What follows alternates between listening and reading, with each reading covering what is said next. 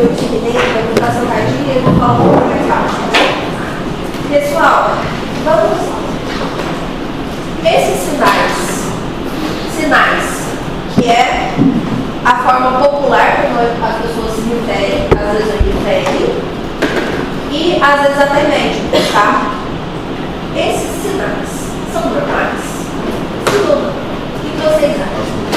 Depende. O que é falar? É melasma? Olha, matou isso. Olha, irmão. Oi? Oi? Você já nasceu com Normal, mulher. Acho que ela deve ser assim. O que é? Tô surda Se também. a pessoa nasceu assim, a gente pode considerar normal, porque eles ensinaram assim. Mas assim, aí tem que... Será que os sinais de nascença não viram câncer? Pode ir? Aham. Pode. Na próxima aula, que vai ser sobre lesões benignas, a gente vai falar dessas, tá? Mas, primeiro que não existe essa tecnologia sinais, né? Para toda lesão a gente tem um nome. Mas a gente falando de forma leiga. Essa aula é justamente para vocês poderem começar a refinar o olhar de vocês para as lesões de pele, tá bom? Vocês percebem algo que chama atenção nas duas imagens? Não é delimitação. O mesmo local? mesmo local. Oi? Então, A idade do paciente? idade da paciente. Olha, as duas não têm ruguinhas? Uma claramente uma senhora, né? A outra que está mais aproximada, a gente não está vendo uma pele com mais fibras estáticas.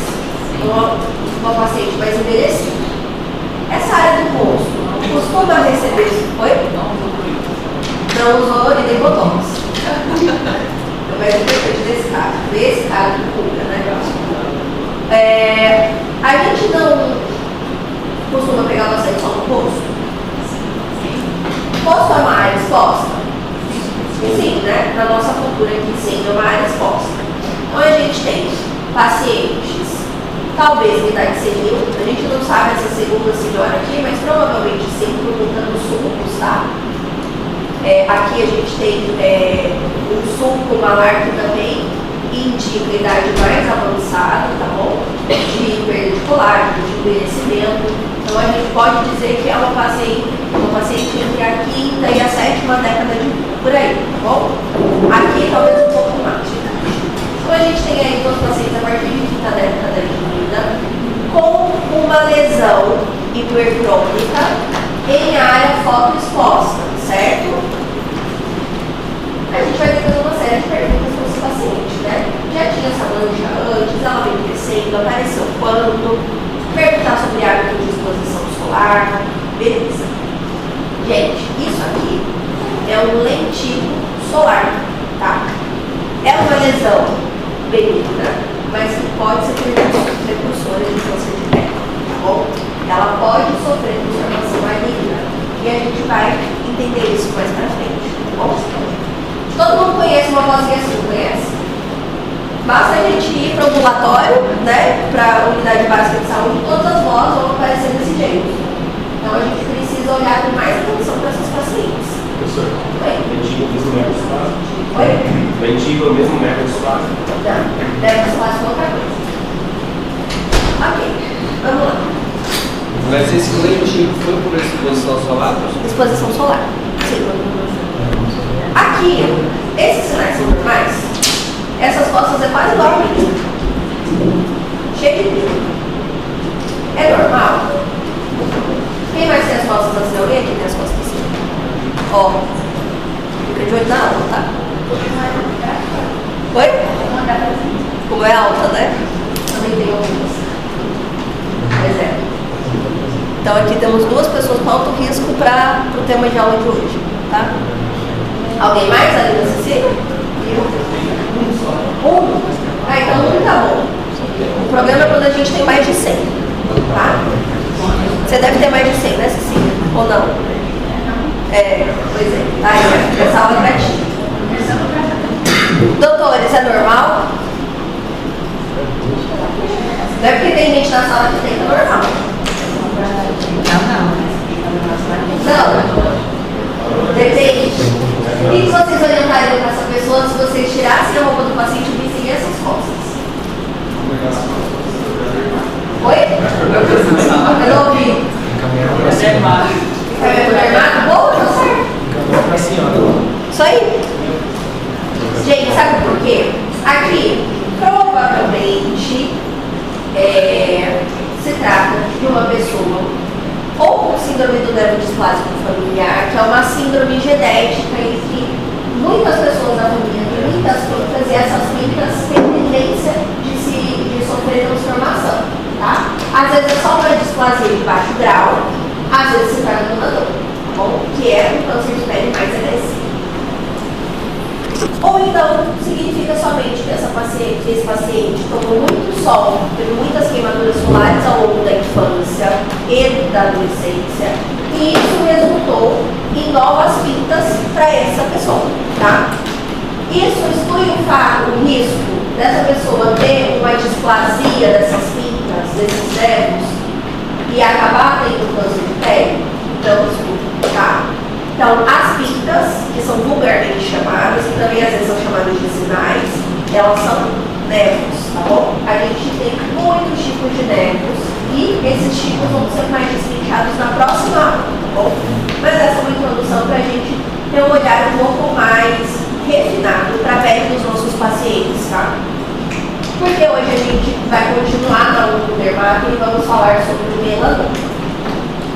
Então, o melanoma é um tumor maligno, tá? Que ele surge dos melanócitos.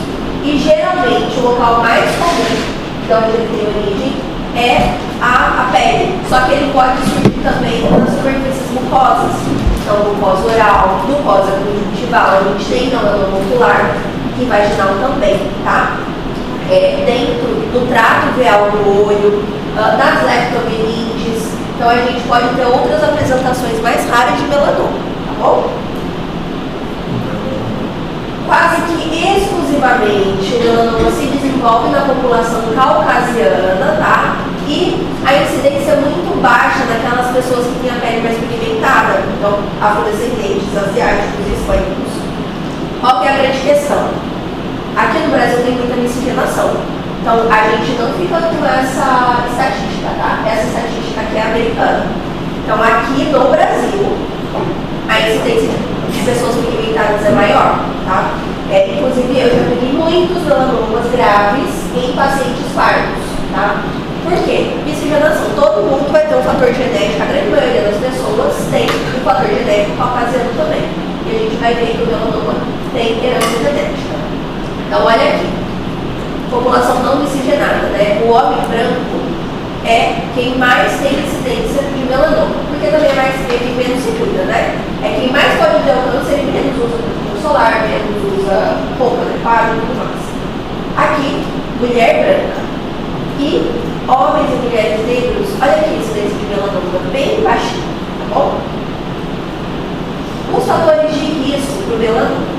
Então, a primeira coisa que a gente tem que fazer é identificar quais são os grupos de alto risco para que a gente possa direcionar mais os nossos esforços da procura, da busca ativa de melanoma cutâneo, tá? O diagnóstico, gente, de melanoma tem crescido cada vez mais e isso se dá também pelo diagnóstico. Então, a gente tem essa função dentro da unidade básica de saúde, tá? Não só do consultório de dermatologia, mas a gente tem a função de conseguir identificar ou o paciente de alto risco para melanoma, ou então melanoma em fase de estágio precoce, tá? Então a gente vai ter que avaliar o risco individual daquele paciente para melanoma, e aí a gente toma a decisão, se a gente tiver um suspeito, se tiver uma lesão suspeita, a gente toma essa decisão, se vai fazer biópsia, se vai somente orientar sobre a prevenção do melanoma para aquela pessoa e também orientar sobre a vigilância da pele. Então, os fatores de riscos são divididos em 3 categorias: os genéticos, as manifestações fenotípicas, que são de interação entre higiene e ambiente, e os fatores ambientais. entender cada um deles. Os fatores genéticos vão ser história familiar de melanoma cutâneo, que é a principal delas. Então, se você tem alguém na sua família que teve melanoma, principalmente pai, mãe, irmão, avô, você tem um alto filhos, né? Você tem um alto risco de ter melanoma também. Pessoas que têm a pele pouco pigmentada também têm alto risco para melanoma, porque a gente vai estar mais suscetível aos danos da radiação solar que os menos melanina. A tendência à queimadura e incapacidade de se bronzear. Então, eu, por exemplo, sou uma pessoa que me bronzeio com muita dificuldade, mas eu me bronzeio, mas com muita dificuldade. Eu mais fico vermelha do que fico bronzeada. Cecília, você bronzeia ou não? Só fica vermelha. Só vermelha, né? Então, a Cecília é o fototipo mais baixo ainda. O que é um fototipo? É uma escala de acordo com a capacidade de bronzeamento, tá bom? Cecília aí é o fototipo de 0 a 1, tá? Porque não bronzeia. Eu sou aí o fototipo 2, que bronzeio com muita dificuldade. E é sempre de acordo com a capacidade de bronzeamento dessa pessoa. E não necessariamente com a cor da pele, tá? Tem gente que confunde cor da pele com fototipo. Não. Fototipo é a capacidade de se bronzear. Pessoas ruivas, então, tem menos melanina ainda. Tem uma chance muito aumentada de ter melanoma, tá? Aqui não está falando dos fatores genéticos, mas as pessoas albinas também têm chance aumentada de melanoma. Inclusive, eles têm que fazer rastreio tanto para melanoma cutâneo como para melanoma ocular, tá? Porque também não tem melanina nos olhos. Vamos lá. Defeitos de reparo do DNA também é um fator genético que entra como um fator de risco para o melanoma. Fatores de risco ambientais. Aquela exposição solar intensa e intermitente, a mesma lá do carcinoma vasocelular, lembra? A criança na praia que se queima, o adolescente que vai ficar bronzeado, a menina que vai na piscina. Essas pessoas têm um fator ambiental importante. Exposição solar crônica também entra como fator de risco para o melanoma para outros tipos que a gente vai entender aqui. Por exemplo, o lentigo melanoma lentigo, ele vem de uma lesão lentiginosa, que é em decorrência de exposição solar crônica, tá? Quando a gente mora perto da linha do Equador, então aqui em Rondônia a gente também tem um alto risco, né, por conta da incidência da radiação ultravioleta. Tratamentos com fototerapia com UVA é ainda discutível sobre isso, mas existe uma grande possibilidade de ser um fator ambiental importante. Uso de câmara de bronzeamento, tá? Espero que nunca ninguém tenha ido aqui nessa sala, agora a partir de agora ninguém vai mais. Principalmente com idade inferior a 35 anos, que aumenta ainda mais o risco, tá, gente? E a imunossupressão, seja ela iatrogênica ou adquirida, tá bom? A imunossupressão também é um fator ambiental que vai ser um fator de risco do melanoma. E as interações entre higiene e ambiente. Aí entram os nervos melanocíticos, que são as pintas, e o lentigo solar. Então, é uma pessoa que já tem uma predisposição genética até o melanoma, que se encontra com uma exposição solar crônica ou intensa, e aí a gente aumenta o risco dessa pessoa de ter esse câncer.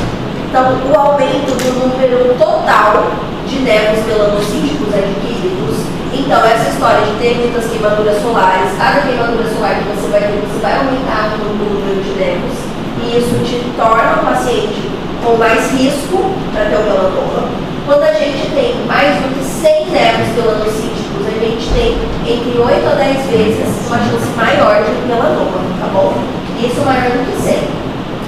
Quando a gente tem um paciente assim, com muitos nervos melanocíticos, a gente indica que esse paciente faça um exame. Mapeamento digital, tá? Mapeamento digital nada mais é que o paciente ficar lá, a mulher ou de biquíni ou o homem só de sunga, para poder fotografar o corpo todo desse paciente e vai fotografar lesão por lesão, nevo por nevo, e o dermatologista vai laudar nevo por nevo, e esse segmento é feito a cada 6 meses, tá? Não se faz aqui em Rondônia, tem que viajar para fora. Eu faço os meus em São Paulo por 188 graus, tá? Desses 5 eram básicos. Então, para vocês verem a importância da gente fazer esse rastreio. Quando a pessoa não tem tantos nevos, o dermatologista consegue fazer esse acompanhamento dentro do consultório somente com o dermatoscópio, que são aquelas lupas que o dermatologista usa, tá? Agora, quando são muitos, realmente não tem como, precisa fazer esse tipo de mapeamento para a pessoa ter o acompanhamento e um diagnóstico precoce. Se eu tenho mais do que 5 nevos melanocíticos com atipia, tá? Ou seja, displásicos, a gente tem entre 4 a 6 vezes de risco aumentado, tá bom? Então a gente vai somando todos esses riscos.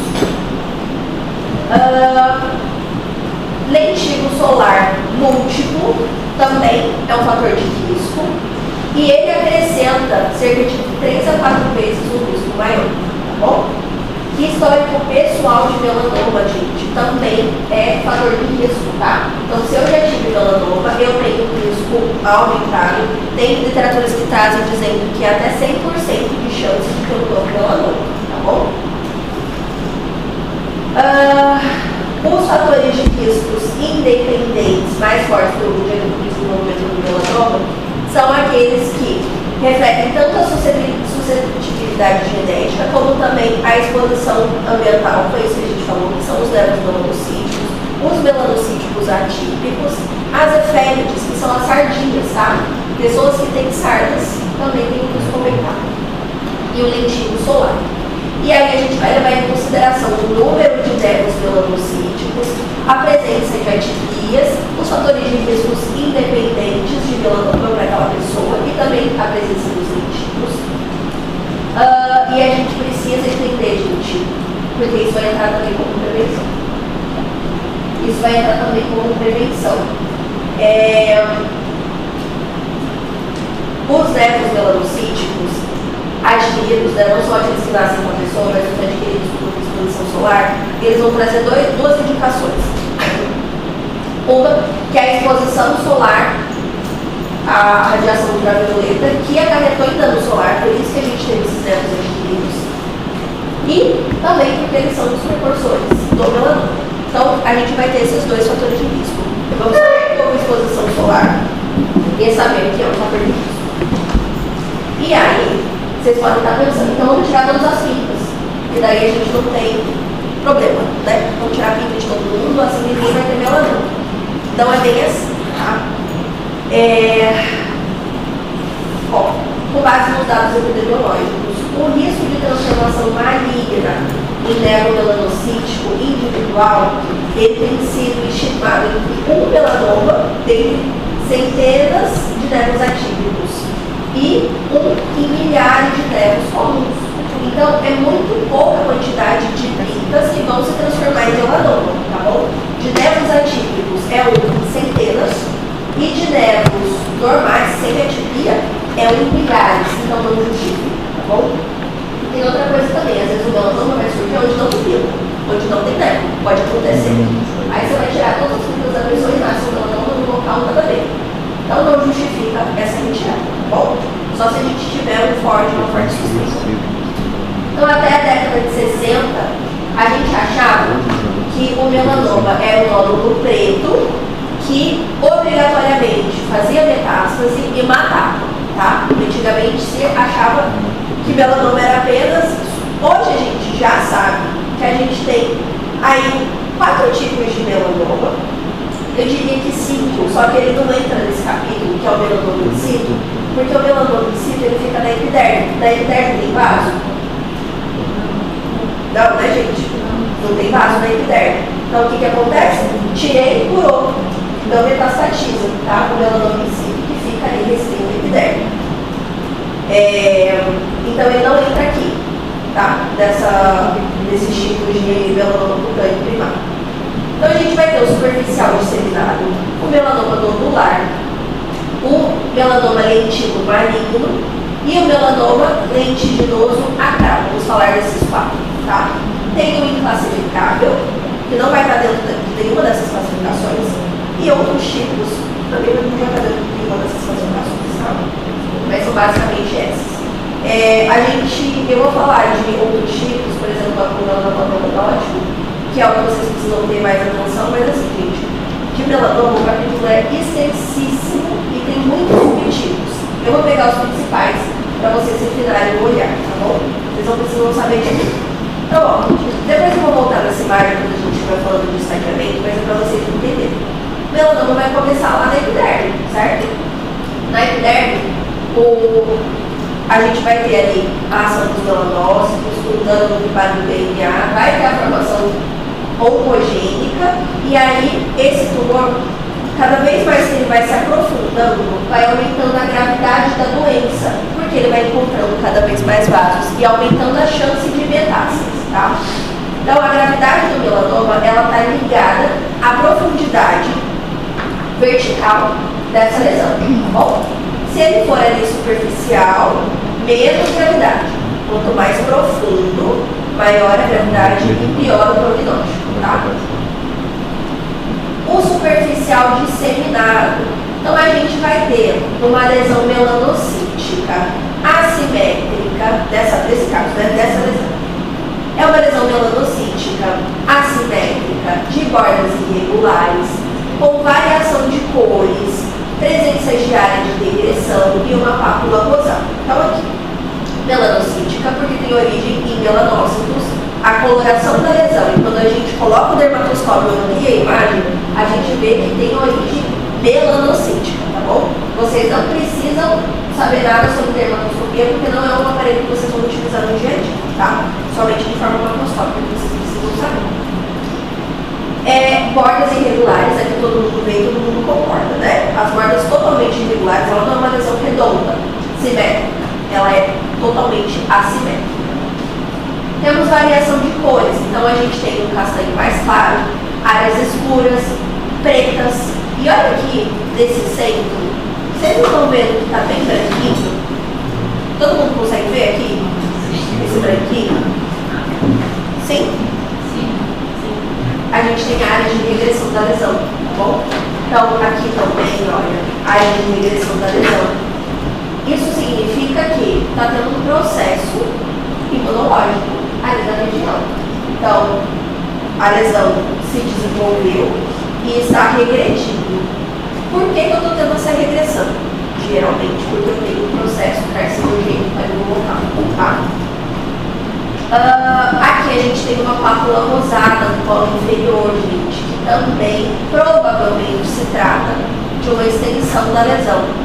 Essa pápula não parece infiltrada, profunda, mais profunda do que essa lesão melanocítica? Então aqui eu tenho um preditivo de mau prognóstico para esse paciente por conta dessa pápula, tá? Que ela indica um crescimento vertical maior, tá bom? Eu não entendi essa questão dessa área de regressão. Da área de regressão, a gente tem ativação do sistema imunológico quando tem um processo carcinogênico. Dentro da pele, quando a gente tem essa ativação imunológica, a gente consegue ter uma regressão do desenvolvimento de algumas partes do melanoma, tá? E aí, o sistema imune mata a melanina, mata os melanócitos atípicos e cancerígenos que estão se proliferando. Se eu não tenho melanina, que cor que fica? Branco, né? Então essas áreas brancas dentro da lesão são áreas de regressão, tá bom? Eu vou mostrar depois outra lesão que vai mostrar essa parte branca também, de forma mais clara, tá?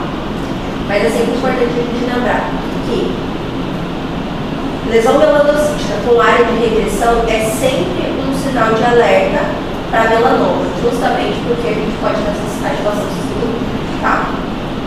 Entenderam da pápula? Sim? Aqui exemplos de outros tipos de melanoma superficial disseminado, tá bom? Que são lesões que estão crescendo na extensão da pele, mas elas têm o índice de Breslow, que é a profundidade, é menor, tá bom? Outro caso, então a gente tem um melanoma surgindo de um nevo, aqui olha, era um nevo pré-existente, uma pinta. Isso tudo é lesão do melanoma. Olha que coisa. Então a gente chama de sinal da chapéuzinho vermelho, quando fica essa área de eritema e depois, posteriormente, ela começa a pigmentar, tá bom? E aqui em cima, a lesão completamente assimétrica. simétrica, com bordas irregulares. Se a gente fosse usar a dermatoscopia, a gente iria encontrar mais achados dermatoscópicos que iriam caracterizar essa lesão como um possível melanoma, tá? Mas clinicamente, só de olhar de forma macroscópica, a gente já suspeita, tá bom? Até aí tudo certo, gente? Vocês são criativos. Estão conseguindo ver como é feio, né? Tá. Melanoma in situ. Então, olha, essa já é uma imagem de dermatoscópio, tá bom? Ela não é nem uma imagem macroscópica. Melanoma in situ, dificilmente vocês vão diagnosticar como clínicos, porque precisa do dermatoscópio. Então, o melanoma in situ, olha que interessante, como que a gente vê no dermatoscópio. Estão vendo esses risquinhos aqui? Ó, um pouquinho. Sim? Esses risquinhos, essas estrias, são indicativos de malignidade. Tá vendo essa bolinha? Bolinha, bolinha, bolinha, bolinha, bolinha. Todo mundo vê? Essas bolinhas também são indicativos de malignidade. Tá? Interessante, né? São detalhes pequenos que a gente vê na dermatoscopia que levam a gente a fazer uma biópsia dessa lesão. E olha, o diagnóstico foi de melanoma in situ, ou seja, um melanoma de diagnóstico super precoce que tirou, fez ampliação de marca de segurança curada, não é para quimioterapia. Legal, né? O que mais que eu quero mostrar para vocês aqui dessa imagem? Professora, essa ampliação aí, se ela isola mais ou menos o tamanho aonde não tem como saber porque não está com a reguinha. O dermatoscópio ele tem uma reguinha que a gente consegue ver. Como aqui não está aparecendo, não dá para ter noção do tamanho. Mas geralmente, né, um desses incita. Não dá para saber. Que a gente não dá para saber, tá? Pode ser uma pintinha muito minusclinha, pode ser uma pinta maior, isso realmente não tem como saber, tá bom? Se tivesse a reguinha do dermatoscópio, eu poderia te dar em milímetros, né? Mas como aqui na imagem não tem, eu realmente não sei. E aqui a gente tem sinal da chapéuzinho vermelho também, esse eritema de base com proliferação do melanocítico em si. E aqui, olha essas costas que bonita para ter um melanoma. Graças a Deus em si. Nunca ninguém ia suspeitar, né? Por isso dá certo quando vocês falam, quando vê umas costas assim, tem que mandar para o dermato. Porque é o dermato que vai vasculhar esse dorso desse paciente e vai encontrar a lesão. Então, olha, todas as outras lesões são benignas, exceto por essa minúscula, que era o melanoma em si. E aí a gente tem o tal do sinal do patinho feio, que ajuda muito. E essa é uma das principais características dos nervos que a gente vai acabar dando diagnóstico do melanoma. Por quê? Todas as outras pintas têm mais ou menos a mesma tonalidade. Vocês conseguem ver? É que essa imagem está bem ruim mesmo. Mas vocês conseguem ver que as outras pintas são mais acastanhadas e essa aparentemente mais preta? A foto tá ruim, mas é mais ou menos isso, tá? Então é a pinta que te chama a atenção, que te leva a colocar o dermatoscópio lá. E aí a gente vê essa imagem aqui, ela não tá tão bem ampliada. Mas vocês veem essas estriazinhas iguais àquela que eu mostrei na outra? Ó, aqui outra estriazinha. Provavelmente se eu colocasse o dermatoscópio e ampliasse, eu veria as estrias veriam são nódulos, que são também características do melanoma. Que levam a gente a tirar essa lesão, tá? Parece um carrapato. Oi? Parece um carrapato. Parece um carrapato, né? Isso mesmo. Carrapatinho. E aqui a gente tem o melanoma nodular. Esse aqui é mais fácil, né? Pô, a gente bateu o olho e já viu. Isso aí tá errado. Ainda mais com a história de como que é o desenvolvimento, né? Geralmente é um carrapato. Esse é o carrapato, né? Esse vocês não tirar a roupa no saco. Esse já tá alimentado, né? É verdade, parece mesmo, não tinha pensado nisso. Ó. Parece o quê? Uma uva, pronto. Olha, tá vendo? Vocês estão ficando criativos. A gente tem sinal da chapéuzinho vermelho, tem? Bora patentear, sinal da uva. Ó, chapéuzinho vermelho, né? Então a base eritematosa. Não é regra, tá? Tem chapéuzinho vermelho, mas geralmente tem. E aqui o melanoma nodular, o nódulo. Esse daqui é grave, tá, gente? Por quê? Lembra que o crescimento vertical é mais importante? Então, geralmente, o nível de profundidade baixa também é importante. Você pode metastatizar, tá? O prognóstico dele não é tão bom, não. Melanoma nodular é o segundo tipo mais comum de melanoma cutâneo, já que o primeiro é o superficial disseminado. Indivíduos de pele clara, só que todos os foi diagnósticos eram indivíduos de pele negra. Olha que interessante. Então, mais um dado da miscigenação aqui no Brasil, né? E eram homens puros. Indivíduos de pele clara, e o diagnóstico com mais frequência acontece na sexta década de vida. É responsável por 15 a 30% de todos os melanomas e pode acontecer em qualquer lugar do corpo, com uma frequência maior no tronco, cabeça e pescoço. Aí eu pergunto para vocês, se é uma mulher que tem cabelo comprido, quanto tempo ela vai demorar para ter esse diagnóstico, né? Demora muito mesmo, gente. Quando diagnostica, geralmente o prognóstico é horrível, tá bom? Principalmente para a mulher, porque o cabelo é comprido, então vai diagnosticar lá na frente. Os melanomas nodulares, eles são mais frequentes nos homens do que em mulheres. Geralmente tem uma coloração azulada para preto, às vezes rosa para vermelho. Geralmente a gente vai ter uma base mais eritematosa, mas ela pode não aparecer, tá? Pode ulcerar esse nódulo, pode ter hemorragia, tá bom? E eles crescem muito rápido, tá? Então esse é um fator importante da gente perguntar da história do paciente na gravidez. Eles costumam ser diagnosticados quando eles já estão mais avançados, então mais espessos, significa que eles têm um crescimento vertical maior, e o prognóstico é sobre, tá? A gente tem o melanoma lentigo maligno. Vou mostrar depois a diferença entre lentigo maligno e melanoma lentigo maligno, tá? Tem uma leve diferença. O melanoma lentigo maligno representa uma minoria dos melanomas humanos, então é bem menos, 10%. E geralmente é diagnosticado lá pela sétima década de vida. Lentigo, exposição crônica ao sol. Então o paciente ele vai ser mais idoso, vai ter. Eu já peguei melanoma lentigo maligno do couro cabeludo de militar causa, tá? Porque o cabelo é um fator importante de proteção solar. Quando você é calvo desde cedo, não usa chapéu, trabalha exposto, chance maior. Né? Esse homem ele não tinha 60 anos, então era bem mais jovem. E tinha um fotodano muito importante. Tá? O que mais? Ocorre cronicamente na pele danificada pelo sol, geralmente na face, nariz, bochecha, que são as áreas mais fotoexpostas, né? Tem um crescimento lento, assimétrico, começa com uma mácula marrom, ela pode ficar preta, pode variar de cor, pode ter coloração irregular, pode ter bordas recuadas. E a gente vai ter o melanoma lentigo maligno quando eu tenho o lentigo maligno primeiro. Então olha a confusão.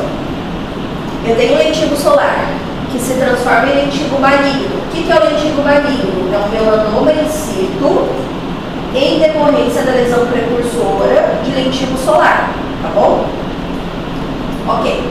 Então eu tenho o lentigo maligno, que é o melanoma in situ. Lembra que o melanoma in situ tem um prognóstico excelente, porque está ali na epiderme, dando comprovado aí, tá? Se essa lesão continua a mutar, ele se torna um melanoma lentigo maligno, tá? Que ele se torna doença invasiva. A partir do momento que tem doença invasiva, já pode encontrar vaso e metastatizar, tá bom? Melanoma cito, lentigo maligno, melanoma lentigo maligno, essa sequência? Não. Ó, lentigo solar, que é a lesão precursora, aquela vozinha que a gente viu no começo. Depois, lentigo maligno. Essa lesão se torna lentigo maligno, tá bom? O lentigo maligno é a mesma coisa que o melanoma in situ da lesão precursora, que é o lentigo solar. Todo mundo acompanhando? Sim. Deixamos progredir esse melanoma. O que aconteceu? Melanoma lentigo maligno, daí já é um melanoma invasivo, tá? O que diferencia esse dos outros melanomas que a gente falou antes é a lesão precursora, que é o lentigo solar, certo? Ok. Ó, 5% dos lentigos malignos vão progredir para melanoma invasivo. Pouco, né? Mas a gente tem que diagnosticar, não vai deixar o paciente lá com melanoma in situ, né? Olha as diferenças. Aqui eu tenho um lentigo maligno no ar, tá? Estão vendo que a lesão é mais bonita? Apesar de ser horrível, mais bonitinha. Ela não parece estar mais superficial? Até essa lesão não parece estar mais infiltrada? Tem mais raiz vertical? Mais profunda? Então aqui é o lentículo maligno e aqui o melanoma lentículo maligno. Tá? A senhora fala isso pela cor, pela lesão que Não só pela cor, mas porque parece ser uma lesão mais infiltrada. Esse diagnóstico vai acabar sendo histopatológico, tá? Mas a minha suspeita é clínica. Então eu olho para essa lesão aqui, eu suspeito de um lentículo maligno, não suspeito de um melanoma invasivo. Mas pode ser. Minha biópsia vai dizer. Bem no meio da lesão lá, que eu tava aí. Aqui? Parece que tem uma... Um pontinho, né? Aqui parece que é um esse aqui. Parece. Pois é, mas foi biopsiado e foi melanoma in situ ainda, tá? Por isso que está na literatura. Aqui, eu não tenho dúvida de que essa lesão é mais verticalizada, tá bom? Olha, eu tenho até uma ulceração aqui. Tem até, parece metástase, tá? Logo regional. Parece metástase. Então, oi. Aquelas pessoas que têm manchas de nascença, que conforme o tempo elas vão escurecendo mais. Pode se transformar, pode sofrer transformação mais linda, vai ser o tema da próxima aula, tá bom? Viram mais ou menos a diferença? Uma é menos feia, a outra é muito mais feia. Quando que eu vou bater o martelo? Isso é patológico, tá bom? Eu posso me surpreender. Eu posso olhar e achar que isso daqui é um lentículo maligno apenas e já ser um melanoma invasivo, ok? Posso me enganar. Aqui, eu posso achar, embora assim, eu nunca acharia isso, mas eu posso achar que é um lentículo maligno, ou seja, um melanoma in situ, que é absolutamente não tem impacto, imagina. Mas pode acontecer que na medicina nem nunca nem sempre. Mas aqui é um melanoma invasivo, né? Então, lentículo maligno, melanoma lentículo maligno. Já invadiu, já tem chance de metástases. Professora, Oi. dentro dessas duas imagens aí, O tempo da explicação... de evolução. Eu quero saber lesão precursora. Eu só O explico tempo da lesão- agora, mas não consegui. Dessas duas aí, a lesão precursora. Qual que é? Não, eu não consegui entender a sua explicação anterior. Qual que é, gente? Lentículo, as duas. Sim, é mesmo. Essa daqui é a evolução dessa aqui, Tá. que são a evolução do lentículo solar, tá bom? Melanoma lentiginoso acral. Ai, ele é relativamente raro, mas acontece com frequência, tá? Palma, planta, ele acontece um pouquinho mais do que o livro fala. O livro fala muito raro, mas assim, eu não acho tão raro não. Eu vi o mesmo tanto que eu vi superficial disseminado, tá? Principalmente no pé. O melanoma lentiginoso acral é relativamente raro, tá? De acordo com a epidemiologia. Ele é diagnosticado mais frequentemente na 7ª década de vida, gente, mas isso não exclui o fato de poder ser diagnosticado antes, tá bom? Paciente jovem pode ter também. É que é mais comum em pacientes senis. E ele vai geralmente acontecer nas palmas, nas plantas e em torno do aparelho ungueal. A gente vai ver também melanoma de unha, que entra dentro da classificação do lentiginoso acral. Ele geralmente apresenta uma mácula assimétrica, que pode ser marrom, pode ser preta, com variação de cor e com bordas irregulares. Toda vez que eu vejo um pinta na mão e no pé, eu nunca deixo de olhar. Pinta na mão e pé, eu nunca deixo de colocar o dermatoscópio. Todo mundo agora vai olhar no pé. Porque perigoso, tá? Às vezes é um melanoma que você nunca vai ver. Não é um lugar que o marido, a esposa vai estar olhando. Ninguém. A mulherada que vai na manicure ainda consegue resolver, né? Uma vez eu dei uma topada e não percebi. Bati o dedinho do pé e não lembro. E eu fiz uma equimose na ponta do dedinho. E eu não conseguia ver de frente. Era na ponta, e minha unha cobria, então eu não via. A minha manicure me viu. Ela falou, isso aqui, você já foi ver? Meu Deus! Aí a hora que eu cheguei no meu consultório correndo, peguei o dermatoscópio, botei o pé aqui em cima, olhei. Não, gente, era só controlemático, não era lesão melanocítica. Graças a Deus, eu fiquei assustada, mas Não, meu mas Deus, tá aí. Oi? Mas voltando na manicure, né? Não, eu voltei na grata, eu voltei, olha, você ia salvar minha vida, pode falar. Professor, palmas, plantas e cor, o que você falou? Conheço. Aham. Pois é, ia salvar minha vida. Então assim, a manicure salva vidas, tá, gente? Nesse caso. Homem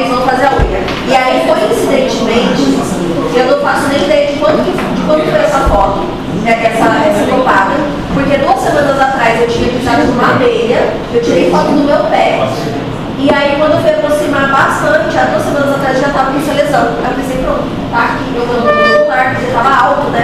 Mas não era só com todo demais. Aí eu drenei e pronto, tá. Ó que feio. Isso aqui, ó, verticalizado, né? Será que atingiu o vaso? Obviamente atingiu, né? Isso aqui, ó, o prognóstico é, vocês vão ver como é grave, tá? Quando a gente já tem melanoma ulcerado, prognóstico dá o desespero, né? Agora, isso aqui, gente, é o que vocês vão ver, tá? Isso aqui é o que aparece de precoce. Então, o melanoma da matriz biliar, que também está dentro do espectro acral, né? Ele aparece dessa forma, então forma uma risca na unha. Ah, doutora, mas eu tenho uma manchinha branca, eu vou morrer? Não, tá? Manchinha branca não vai morrer. A preta pode ser que morra. Então tem que... a preta tem que correr mesmo. Uma vez eu vi uma dessas na UTI, então era uma paciente que estava internada. Eu trabalhava em UTI, né? No começo.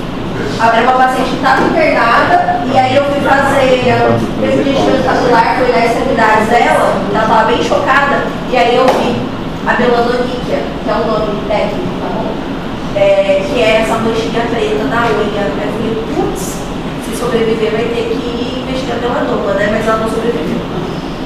Então ficou sem diagnóstico, ficou sem breve. Era a época do Covid, mas tinha melanoma, tá bom?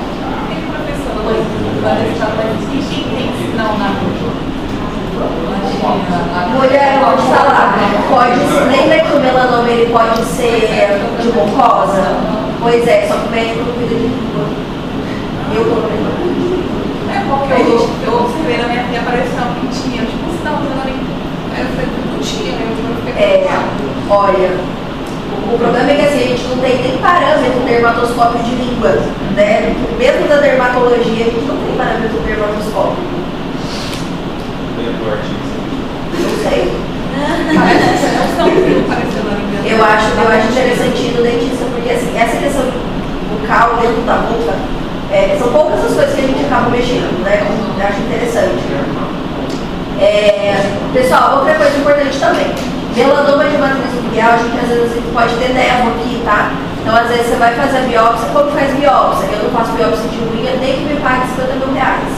Tem que anestesiar, enfiar duas coisas assim, aqui do lado da unha, rebater ela pra cima, e empurra pra cima, e daí biópsia embaixo. Pois é, exatamente. Várias síncopes que a gente tem durante a formação. Oi? Depende, às vezes. Mas só isso aí Não, mas o paciente fica bem, vai sentir a dor da anestesia, o médico sente a dor da tortura, que é de colocar as estacas embaixo da unha. Coloca as 2 lâminas embaixo da unha. Oi? Pode ser uma mãozinha mais escura? Pode ser. Geralmente esse marrom mais escuro. Mas ó, tem medicações que fazem isso também, tá, gente? Então só pra vocês acharem que é todo mundo morrer. Tem medicações que fazem isso, de deixar a unha melanoníquia, que vão fazer essa tirinha, pode ser um marrom mais claro, principalmente de medicamento. Quimioterapia. Então eu lembro que a minha mãe teve câncer de mama, né? E eu tava bem passando pelo estágio da dermatologia, da especialização.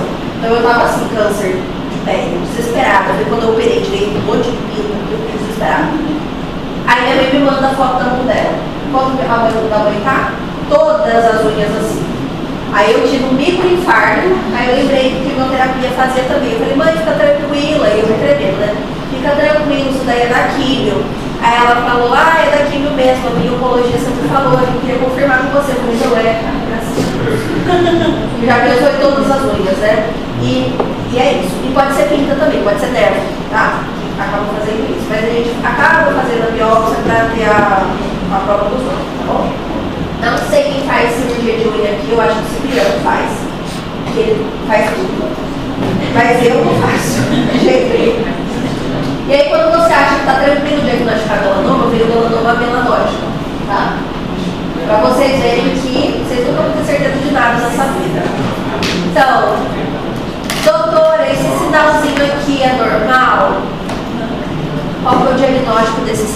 é a gente que tem que dar, tá? Tem que saber isso. O sinal tem nome: melanoma, nevo, lentigo, carcinoma do celular, carcinoma do celular, ceratose actínica, um monte. A gente é que vai ter que dar um nome para esse sinal, que é o diagnóstico, tá bom? Geralmente, gente, o melanoma melanótico, ele cresce mais rápido. Então, o paciente fala, isso daqui cresceu, porra, vamos tirar. Sempre quando tem um crescimento do público, há um ano está crescendo, 6 meses, vamos tirar. Sempre tira, tá? Geralmente a gente tira achando que é carcinoma basocelular. Apesar de não ser tão característico, né? Carcinoma basocelular, ele tem os vasos mais evidentes, ele tem a pele mais fina, mais brilhosa, diferente do melanoma. Mas a gente acaba se deparando com esse diagnóstico do anátomo patológico. Professor, Oi? como descreveria esse melanoma melanótico? Oi? Descreveria. Nódulo de quantos centímetros? Ou pápula, né? Vai depender do tamanho. Aqui, aparentemente, tem mais do que 1 centímetro. Eu diria uns 2 centímetros. Então acaba já sendo nódulo, tá bom? Nódulo normocrômico com uma área central de hiperemia só, tá? Ó, resposta imune do hospedeiro ao melanoma, porque a gente tinha falado de área de regressão, tá bom? Ó, eu esqueci o nome, eu esqueci o nome. Carla, aqui, a resposta é aqui. Então, a gente pode chegar a ter uma regressão completa, ou seja, o sistema imune trabalhou tanto que ele conseguiu matar todas as células melanocíticas que estavam alteradas em proliferação carcinogênica e ficou tudo branco. Isso pode acontecer, tá? Muito raro. Então, a gente pode ter uma regressão completa ou incompleta, que nesse caso foi incompleta, do melanoma, com o desenvolvimento associado de vitiligo, que a gente acaba tendo ataque de várias outras células melanocíticas, tá bom? Com despigmentação e nevosalo. Nevoalo a gente vai aprender na próxima aula, que é uma pinta que fica com um halo branco em volta, tá? Tem relação com o vitiligo, mas toda vez que a gente vê um nevoalo, a gente fica preocupado de ter um alto grau de anemia ou outra informação de melanoma também, justamente por conta disso. Porque eu sei que tem resposta imune quando o meu organismo identifica que eu estou tendo uma carcinogênese, tá? A gente tem uma maior incidência de melanoma nos pacientes imunossuprimidos, tá? Como eu já havia falado, isso indica o fato da gente ter a regressão e o fato da gente ter uma apresentação maior de melanoma nesses pacientes imunossuprimidos indica que o melanoma é um tumor imunogênico. Ele tem uma relação íntima com a imunidade do hospedeiro, tá bom? É isso. Diagnóstico. Já sabemos que a detecção precoce é o mais importante para o prognóstico desse paciente, né? A gente não quer diagnosticar o melanoma, né? Não quer que o paciente tenha, mas se tiver, a gente quer diagnosticar o melanoma em si. Tá? Ele tem superfície da epiderme só para a gente tirar e pronto, o paciente seguir com a vida. O diagnóstico clínico vai se basear na expressão visual, que é o que vocês vão fazer na unidade básica de saúde, e na dermatoscopia, que é o que eu faço dentro do meu consultório, tá bom? Que é ampliar e identificar aquelas estruturas que apontam para o melanoma. Aquelas estruturas que eu apresentei para vocês, do melanoma princípio, às vezes elas são presentes também nos nervos atípicos, nos nervos displásicos. Então a gente tira a lesão e tem uma grata surpresa de que é só um nervo displásico e não melanoma, tá? Isso é muito bom. A gente precisa saber se o meu paciente notou mudança de cor naquela lesão, mudança na forma, no tamanho, se essa lesão for pigmentada, mas eu também oriento o paciente a me relatar isso se for uma lesão não pigmentada, justamente porque tem o melanoma amenótico. Existem outros cânceres de pele também, que eles não são pigmentados, então a gente acaba fazendo o diagnóstico diferencial de tudo. No momento da anamnese, quando a gente questiona o nosso paciente.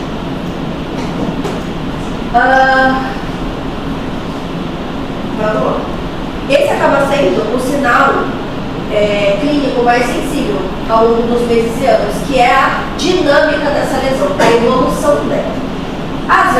é detectado pelo próprio paciente. Então o paciente chega no consultório falando, doutor, eu vi aqui porque essa pinta não era assim, tá ficando assado, tá? Ou então uma pessoa da família.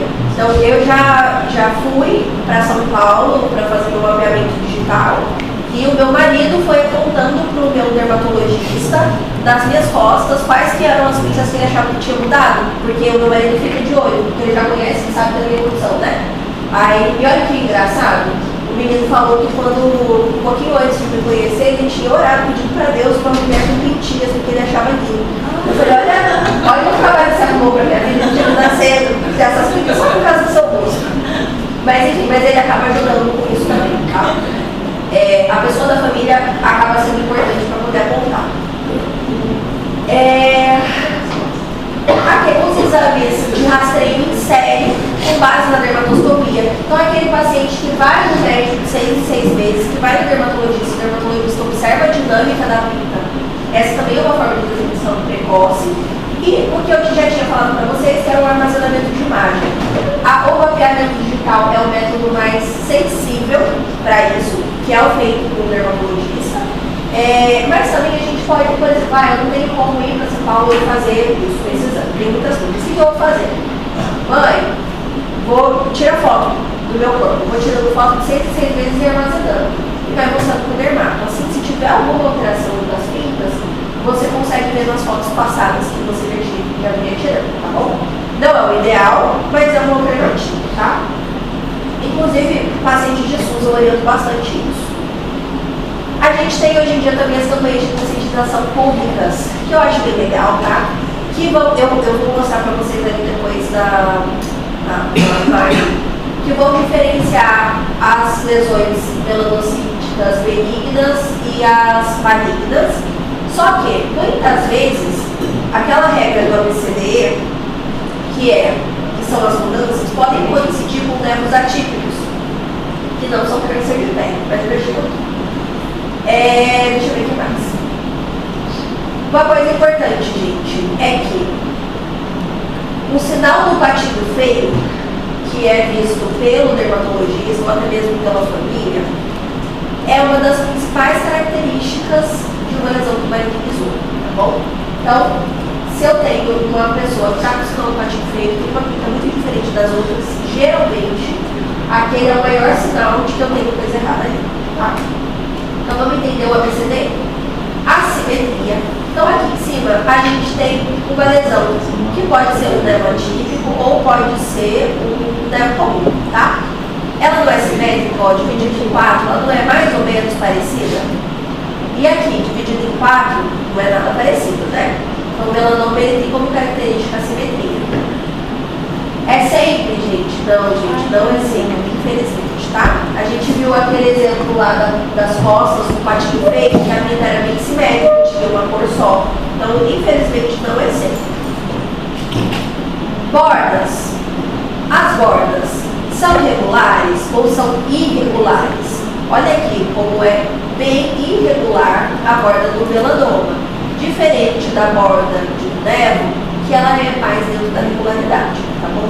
Pode acontecer de você ter nevo com bordas irregulares? Pode, tá?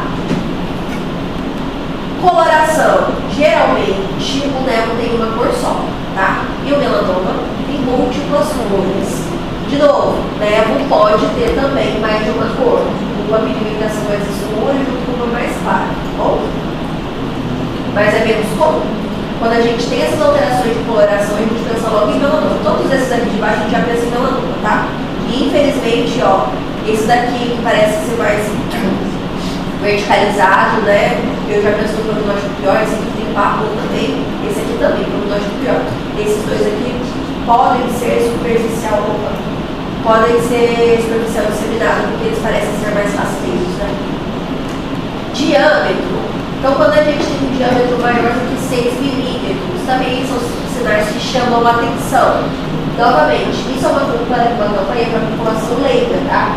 Vocês, médicos, não venham mandando ABCDE, tá bom? Não manda. Às vezes eu vejo encaminhamento de colegas clínicos, né? Porque de acordo com a ABCDE é uma lesão nada a ver, nem a melanocite. Eu falo, rapaz, o médico querendo encaixar no ABCDE, não, você vai população leiga, tá? Vocês podem usar isso de telefone também? Podem, mas eu vou botar no papel. Cabeamento dos irmãos comunistas para o PSD, tá bom? Vocês têm um vocabulário mais técnico. Então vocês vão colocar bordas irregulares, heterocromia, todas as características das lesões suspeitas que vocês encontrarem, tá bom? Podem ficar tranquilos, vocês vão ter que escrever lesão nessa prova, tá? Vocês estão preocupados com isso, já passou a parte de escrever lesão alimentar. Nessa prova a gente vai ter outras preocupações. Oi? Não, fica feliz. Fica feliz. Tirou o peso. Fiquem felizes porque vocês vão ver que eu vou facilitar a vida de vocês com o trabalhinho. O trabalhinho vai facilitar a vida de vocês, tá? Vocês vão ver a bênção que é na vida de vocês. Calma aí. Vocês ficaram com medo? Não, não fica tranquilo. Gente, são 4 temas. São 4 temas, gente, para essa prova. E é câncer, que é fácil. Vocês podem ver isso até agora? Não, né? Tranquilo. São doenças, como a Carla tinha falado, é mais fácil de entender essas doenças do que as lesões alimentares, que é muita coisa, muitos detalhes. Bora lá. Evolução. Lembra que a evolução é uma parte importantíssima? Se a pinta mudou, se ela cresceu? Isso deve ser orientado também, tá? A pinta mudou e cresceu? Olha aqui. Se eu tivesse antes esse nervo dessa forma e tivesse evoluído para isso aqui, já era, né? Ainda mais no curto período de tempo. Então, como que a gente vai fazer diagnóstico? Quando eu estou usando o dermatoscópio, eu vou ter aí duas pistas, né? O sinal da Chapeuzinho Vermelho, que vocês já sabem, que é aquele tema da base, tá? E o EFG, que é uma sigla em inglês que eu já vou explicar. Então, aqui. O sinal da Chapeuzinho é um eritema, uma inflamação que cerca o melanoma, ou às vezes fica na base daquele melanoma, esse sinal da Chapeuzinho vermelho. Quando eu tenho uma lesão elevada, firme e crescente, que é o FG, growing, do inglês, a gente também está pensando no melanoma amelanótico ou nodular, que se apresentam em formato de nódulo, né? Então, lesão firme, elevada e crescente. Nódulo. A precisão do diagnóstico clínico geralmente fica em torno de 75% dos melanomas, tá? Ou médicos em geral, médicos bem treinados, tá bom? Porque médico mal treinado que não teve essa aula não vai fazer ideia, vai falar que no sinal quando é esteticista queimar.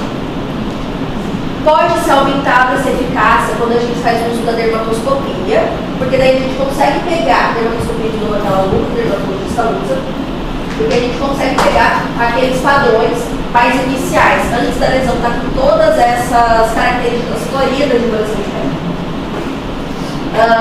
E outra coisa também, se eu tenho um paciente preocupado com uma lesão única, que chega e está preocupado, ele está achando que está estranho, a gente não pode ignorar a suspeita desse paciente, tá bom?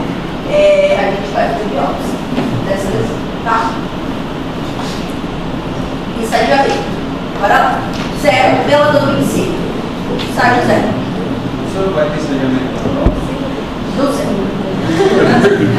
Eu não vou cobrar TNM, tá? Eu não vou encher a cabeça de vocês com aquele estadiamento mais específico. Porque também tem que a gente lembra, tá, gente? Quando a gente pega o melanoma, aí a gente abre de novo o livro e vai estadiar, tá? Mas isso aqui é o básico. Isso aqui é o básico. Ó, estadiamento 1 e 2. É quando a gente tem uma doença localizada ainda. Eu tenho o estágio 1, que seria baixo risco, quando eu tenho um índice de Breslow menor do que 1 milímetro. O que é o Breslow? Profundidade, tá bom? Eu tenho um Breslow menor do que 1. Ou o estágio 2, quando eu tenho uma lesão de alto risco, que é quando eu tenho um Breslow maior do que 2 milímetros ou maior que 1 associado a ulceração, que eu tenho um prognóstico clínico. Estágio 3, quando eu tenho metástase regional, nodal e ou intralinfática e o 4, metástase à distância. Gente, olha a sobrevida dessa curva aqui. Então, no estágio 1, que é ali, quando eu tenho um Breslow pequenininho, vocês veem, ele cresceu verticalmente pouco, 1 milímetro só. E olha que a sobrevida em 20 anos já dá uma caída no 2%, tá? Estágio 2, ou seja, 2 milímetros. Olha o tanto que cai a sobrevida em 20 anos. 3, metástase regional. Olha aqui, em 20 anos. E a gente começa a ter uma queda da sobrevida bem expressiva aqui a partir do 3º ano. Ou seja, o prognóstico é muito ruim. E estágio 4, gente, pata rápido, tá? Então, por isso que a gente tem que diagnosticar cedo. Eu já falei, a espessura do tumor vertical é chamada de espessura de Breslow e é o fator mais importante para o prognóstico desse melanoma. E também vai dizer a eficácia do nosso diagnóstico precoce. Então, se eu pego o paciente que está com melanoma em situs, nossa, parabéns para mim, tá? Eu diagnostiquei o melanoma em fase inicial, não vai ter repercussão da vida do meu paciente, vai ser só cirurgia. Agora, peguei um Breslow altíssimo, já era, tá? Vai metastatizar. O melanoma metastatiza muito. Ele cresce rápido e metastatiza rápido. De novo, Breslow, isso aqui, tá? Esquematizando agora o microestadiamento. Aqui em cima, em cima, conforme a gente vai descendo em milímetros, vai aumentando o nosso Breslow, vai aumentando a gravidade, vai diminuindo o prognóstico, tá? O prognóstico depende do estágio do diagnóstico, como já sabemos. Quando eu tenho pacientes com melanoma cutâneo localizado, primário, sem metástase, que é no estágio 1 e 2, geralmente a gente tem um prognóstico favorável, tá? Se eu tiver um tratamento efetivo. Eu tenho uma sobrevida relativamente alta, embora no estágio 1 e 2 tenha muita diferença na sobrevida.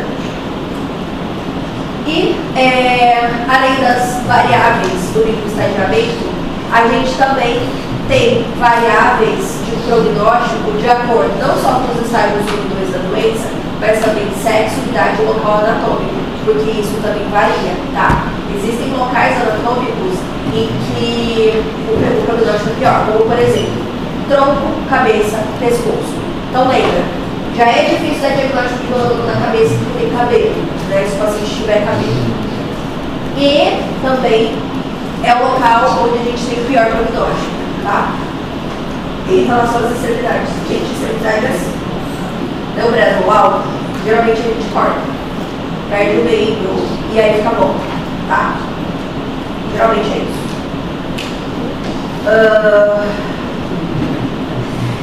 Os principais fatores prognósticos independentes, tá? A gente aqui não está falando dos estágios. Então, já falamos da espessura do tumor, se vai ter ou não ulceração, a taxa de atividade mitótica, essa taxa de atividade mitótica é vista no risco patológico. Idade, quanto mais velho for o paciente, pior o prognóstico. O sexo, os homens costumam ter o pior prognóstico quando a doença é localizada.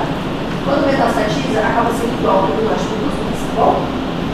O local anatômico, como eu já falei, o número de linfonodos envolvidos, se a gente tiver metástase linfonodal, a carga tumoral que chegou naquele nódulo linfático regional e os locais de metástases à distância também, influenciam no prognóstico, tá? Oi? Esse local anatômico tem a ver com exposição solar ou não? O quê? O local anatômico tem a ver com exposição solar? Depende bastante. Se for um lentigo, peraí, se for um melanoma lentigo, sim, tá? Você não necessariamente é uma. Depende também, né? Não necessariamente é uma exposição crônica. Pode ser um derro melanocítico adquirido, que foi reconhecido uma queimadura solar celular com 5 anos que lutou. Pode ser um derro congênito que fez mutação de um melanoma, então depende, tá? Oi? Como eu disse que o clássico, etnia também entra. Oi? Etnia entra no problema. Aqui não, mas eu vou lá no início, tá? Como fator de risco, mas não fator prognóstico, tá? Como que a gente vai avaliar o paciente com suspeita de melanoma? Chegou para mim o paciente lá na UBS, né, para fins práticos. Chegou o paciente para mim na UBS. Vou questionar. Histórica pessoal e familiar de melanoma, tá? Minha avó teve câncer de pele. Que tipo de câncer de pele? Tenta descobrir qual é o tipo de câncer de pele da avó. Fototipo, lembra, da queimadura solar. 1 e 2 são os principais, tá? Uso prolongado de câmara de bronzeamento. Tratamento com radiação UVA. Aqui não acontece no olho, mas para fora sim. Histórico de queimaduras solares na infância, síndrome genéticas com predisposição ao câncer de pele, imunossupressão, tá? Tudo isso a gente vai interrogar na nossa anamnese.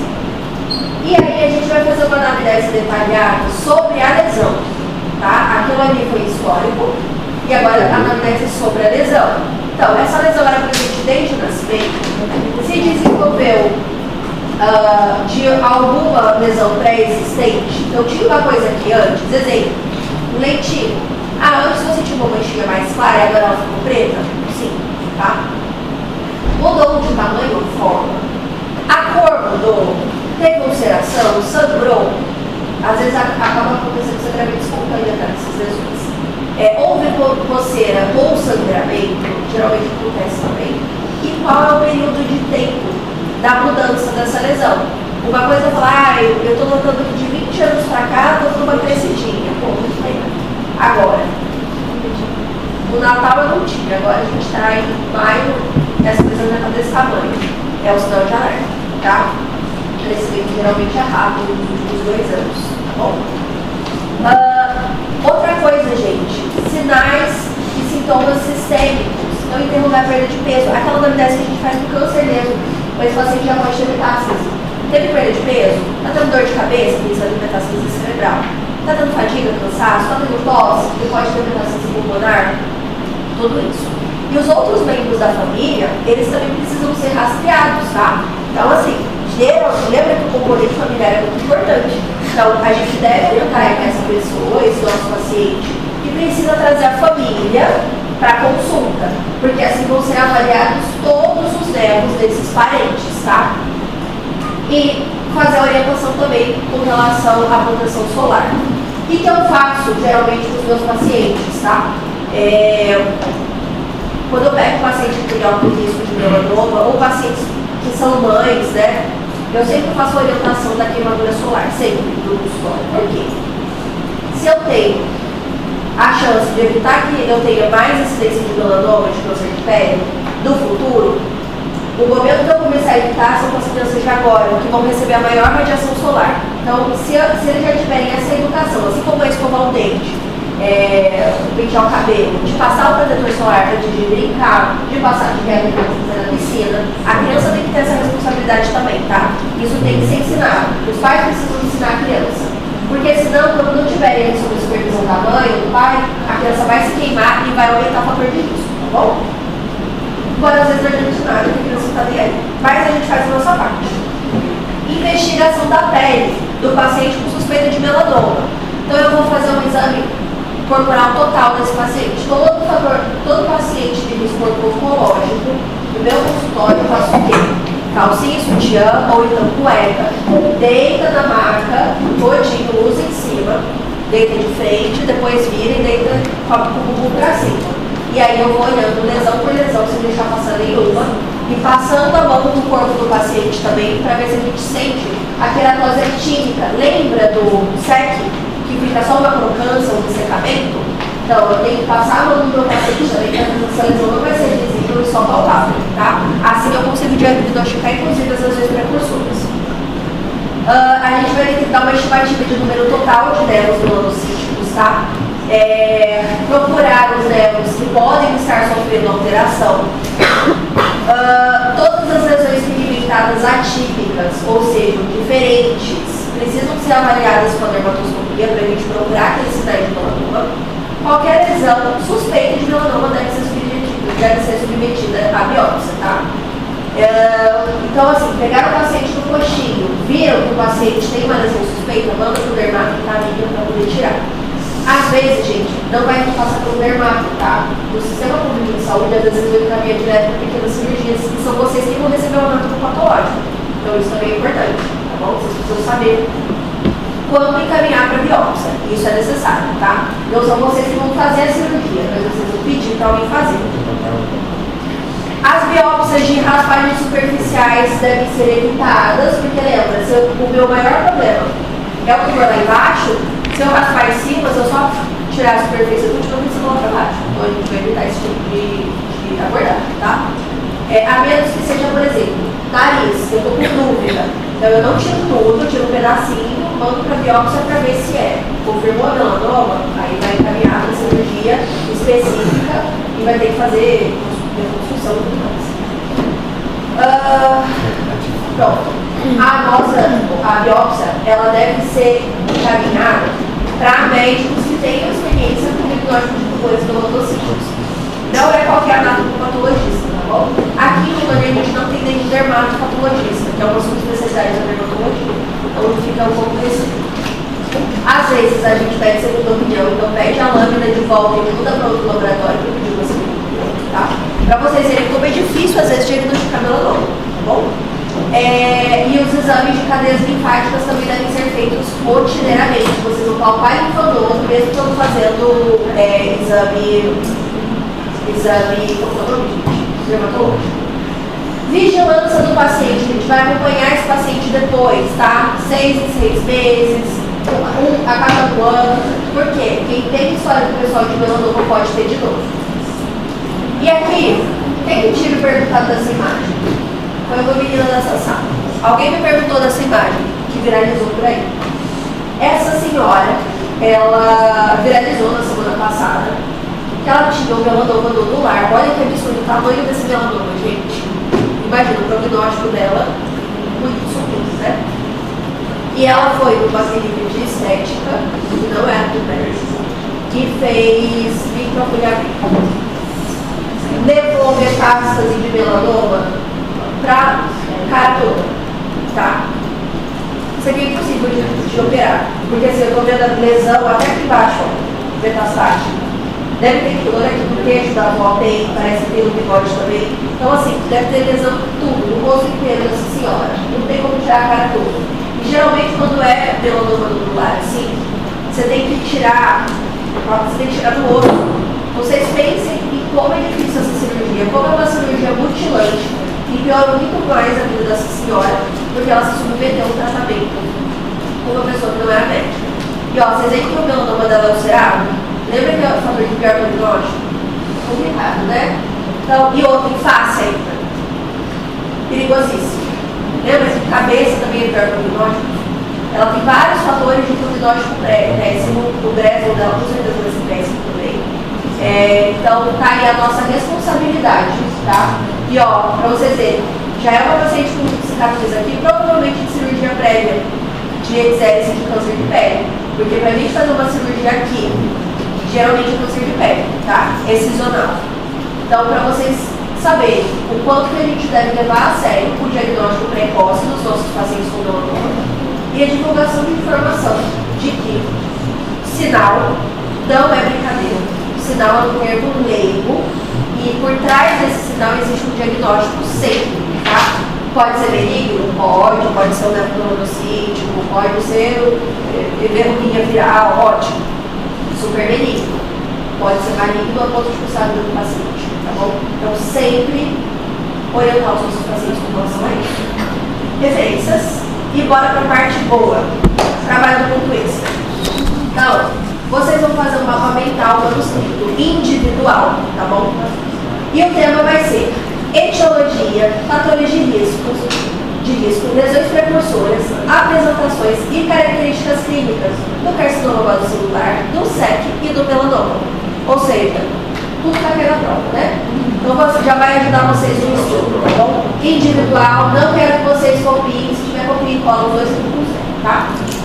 Cada um vai fazer. Deve ser, manuscrito. Podem usar a criatividade de vocês. Foi. Foi. Dá para baixar. R$400 que não tem na biblioteca. O professor não tem o livro. Eu passei todos os computadores.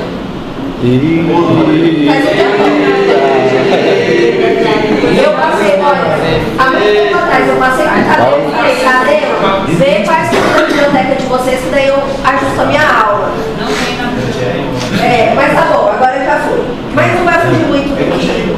Professor, esse ponto aí vai ser na N1, né, professor?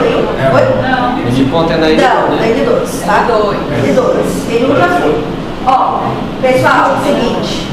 O peso é de 0 a 1, tá? Podendo chegar até um ponto extra. Então, se vocês capricharem, se vocês capricharem, chega a um ponto extra tranquilo na média de vocês, tá bom? E ó, vocês têm até a data da entrega da prova. Vocês vão me entregar na prova N2, tá bom? Na prova vocês entregam. Então vocês vão ter todo esse tempo para estudar. Não recebi resposta com relação à antecipação de prova, então provavelmente não vai acontecer. Então vocês vão ter esse tempo para estudar, tá bom? Usem desse trabalho para vocês poderem otimizar os estudos de vocês, tá? E na aula que vem a gente vai ter as lesões melanocíticas, tá bom? Os erros e tudo mais, para vocês entenderem a diferença entre um e outro. Vai cair na prova também, mas vai ser só o mais importante, tá? Isso aqui é o mais importante, a base. Assim, a maior parte do tempo da prova de N2, tá bom? Então, estudem bastante. Não vai fugir do que eu apresentei. Deixa eu tirar uma foto do livro lá. A prova não vai fugir do que eu apresentei para vocês, tá bom? Dentro dos slides. Então, assim, com relação, eu estou explicando, tá? Com relação aí, já me perdi. Esqueci. A prova não vai fazer os slides. Isso, vai ser igual a última prova, tá bom? Não vai fugir dos slides, vocês não precisam estudar fatores imunológicos, marcadores tumorais, tá? Porque isso tem muito, vocês vão pegar o livro, vocês vão ver que tá cheio de marcador tumoral, de fisiopatologia e tudo mais. E, gente, a minha intenção aqui é formar vocês aptos a trabalharem na unidade básica de saúde e não perderem esse diagnóstico de jeito nenhum, tá? Não vou cobrar que vocês saibam os marcadores, porque isso vocês vão esquecer. Então é para focar naquilo que vai ser prático, tá? Então é isso.